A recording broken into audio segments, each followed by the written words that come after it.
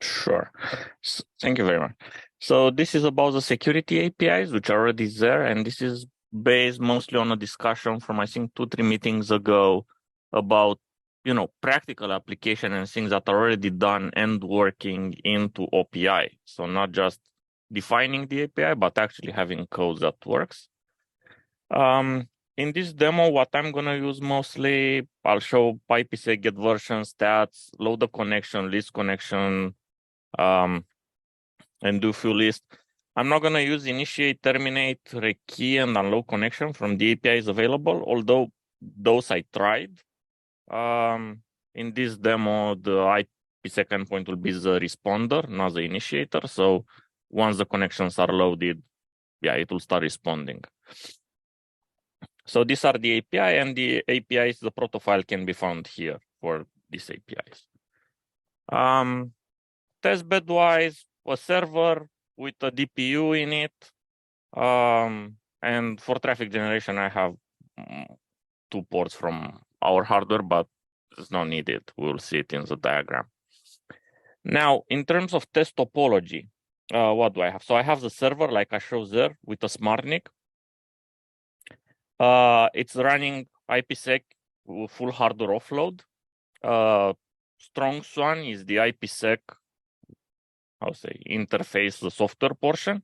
And then on top of it, we have the OPI security server.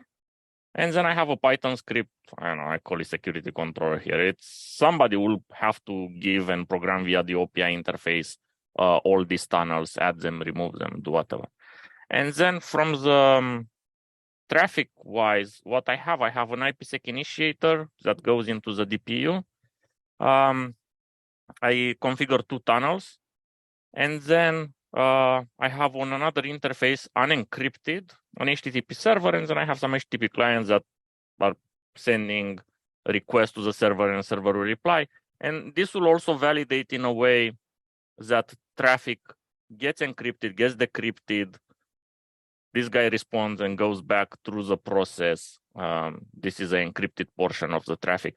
Now, how this could be realized also on the DPU, I can enable the virtual functions towards the operating system on that machine, and I could have this portion directly on the host. Probably this is how it's usually done, but for demo purposes, this works as well. All right, so now moving directly into the demo, what do I have here? One, I'll just start the logging on strongSwan.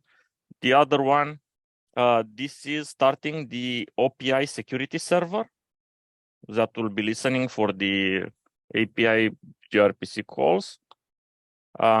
This logging here and this OPI API server are running on the DPU directly. And this is another machine. This is a totally different machine where I just clone the OPI API security and I got the Python bindings. I think there are Go bindings, and for some other APIs, I saw other languages as well. I think there is a C binding as well present. And with this in mind. Hey, Marsha, quick question. Yes. The server that is running on the right side, is that part of the PR you submitted? This is already present. OPI security server, it's already the container and everything. It's already uploaded here. It's being built. It already exists. Got it. Thanks. Yeah. So we developed that VPN as part of OPI. Yeah, definitely. I think it's in different repo. I'll go over it. Thanks. Yeah. So I just started the container. Like I said, the container it's already built. It's already provided by OPI. I did not have to do anything here. Maybe the only cheating will be that I don't think the DPU had Docker running on it. So I think I had to install Docker by myself. But other than that, I just started the container. So now what we do here, basically, if we do IPSEC get version, this is OPI API. It's responding whatever it's in there. We can even see the DPU name. This is some other stuff, some stats. Doesn't come quite nicely formatted, but it gets the information going through. And we see also something happening here. And now once we start creating the tunnels, let's go over this. These are more. These have a lot of things in them and calls and objects which are being created for local addresses, the children and everything, and the keys, the proposals.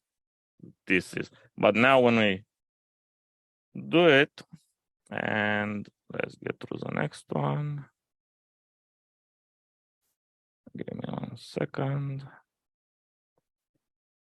This we have the config for the 2 tunnels, and now we're gonna load them. Let's load one by one. We can see how SwanCTL detected 1 tunnel coming through. We can see the log in the OPI API server coming for the object which you are creating. Now, usually when you run it, I'm running it like this with interactive, so we can see the log and something that happens. If you actually run it in production, probably you'll run it detach and decouple. And the second one, so we have both, and now just let me start. Basically, this will initiate the IPSEC tunnels from the other side. And we should be able to see in the logs now, the strongSwan logs, how the IPSEC tunnels are being created. I mean, there he's responding. The tunnels are already there. And traffic will go through and everything will work. But I mean, the demo is mostly for the API portion. Well, that is going. They're we can use it to list the connections, and we can see what we have configured there. This is okay, I see this is done something. I think this is empty. There was nothing there at this moment. And let's see if certificate. I guess there is no certificate either. So going back to this, these are the APIs. Like I said, it's already working. All I had to do was to download the container and start it. And then I just created a Python script, basically, that I put in a PR also in a demo folder, loading the OPI API Python bindings in this case, and then just using them. And let's see if, yeah, okay. So we see how we start initiating the IPSEC tunnel.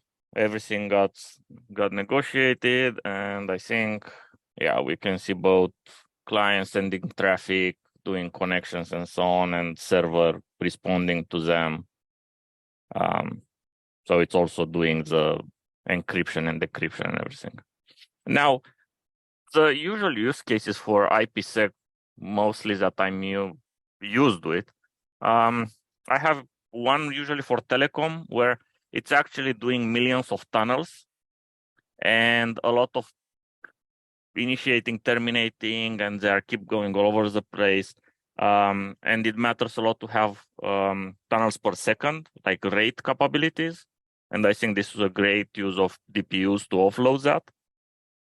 And then the enterprise use case usually where it's sometimes site to site, and you have less number of tunnels, but then you have a lot of throughput going through them. But for API perspective, I think the API will be able to do both.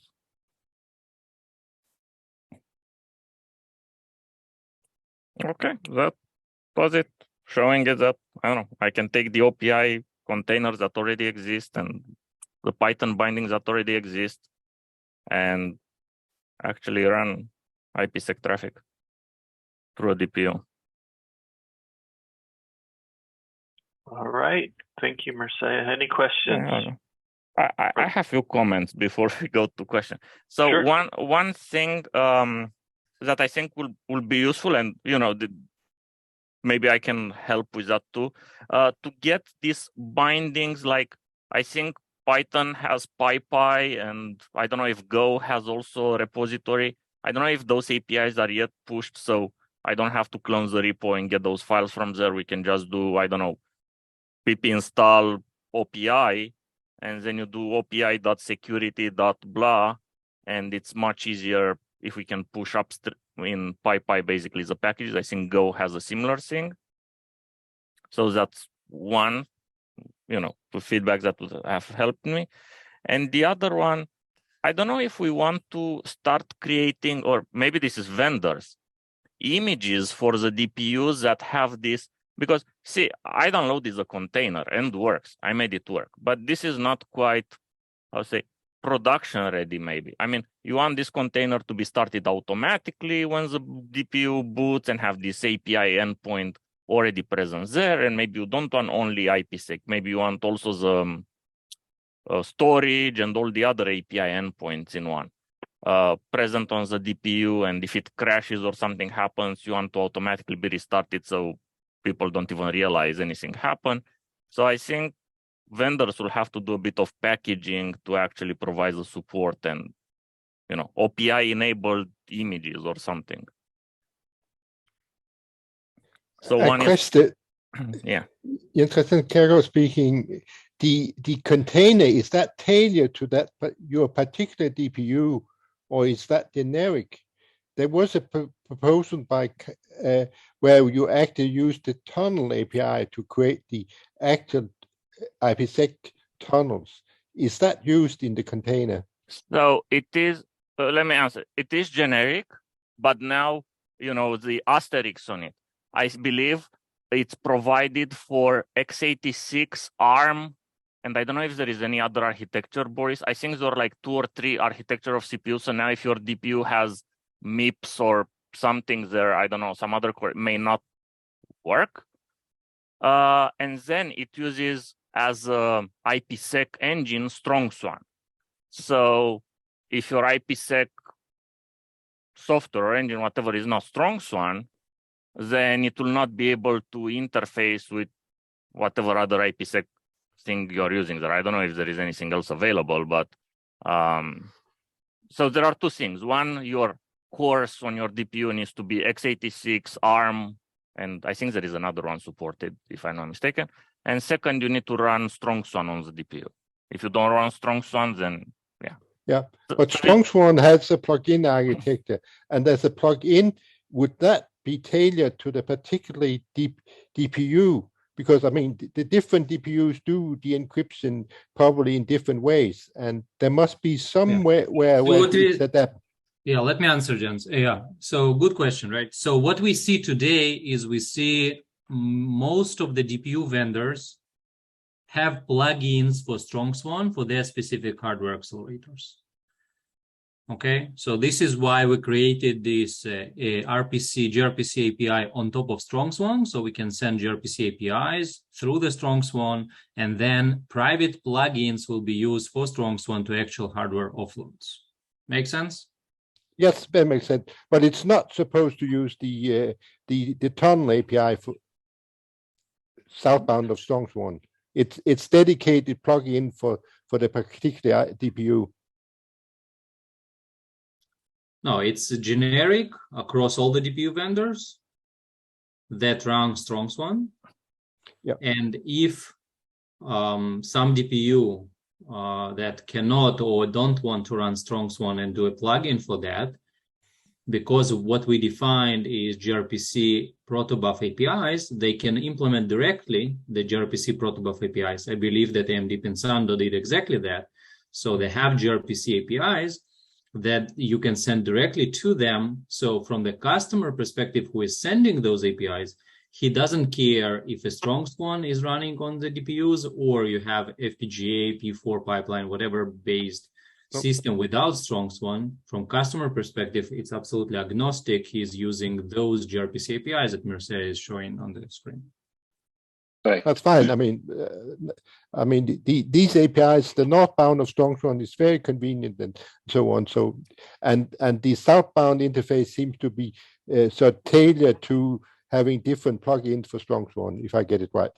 Yeah, and this is what we see. We see different DPU vendors implement plugins in the strongSwan system for their specific hardware accelerators, and we welcome that very much and don't want to intervene with that too much. I think that's a good direction for them. And if we have strongSwan on top of that, then we can abstract using those APIs. And for those who don't have, like Vipin, you were saying something, go ahead. No, I think your observation is correct, Boris. So I think the commonality really resides at the OPI layer, which is what the standardization layer is.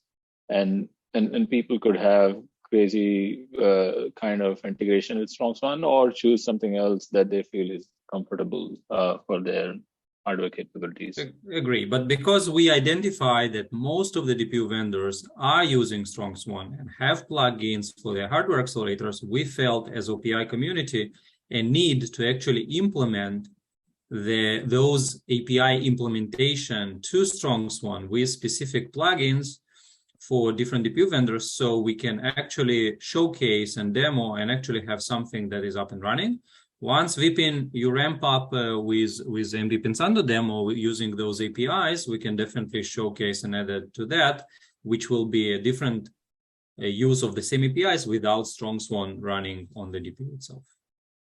Makes very much sense, but the only, when I got confused was that in one of the drawings on the seems to be the tunnel APIs, the tunnel offload API seem to be in play, and that's a little bit confusing. But now I agree with you, Jens. So what we initially created is we kind of mixed between the session offload and the IPSEC, and I requested Kyle to split it. So we did a split, and we have now clean IPSEC APIs separately from the session offload and tunnel offload APIs. They live in a different repository and provide a different container. We can absolutely combine them in a single solution, but just in order to make a progress and to have this demo very much contained to itself, this is why we're only focusing on IPSEC. Once we have another demo with tunnel offload and session offload, we can do that demo, and then we can combine two demos together and do overall demo. So the drawings that you see, maybe it's oversight from that split that we made just to make a progress. That's why you see that. Thanks for the explanation. That's helpful up.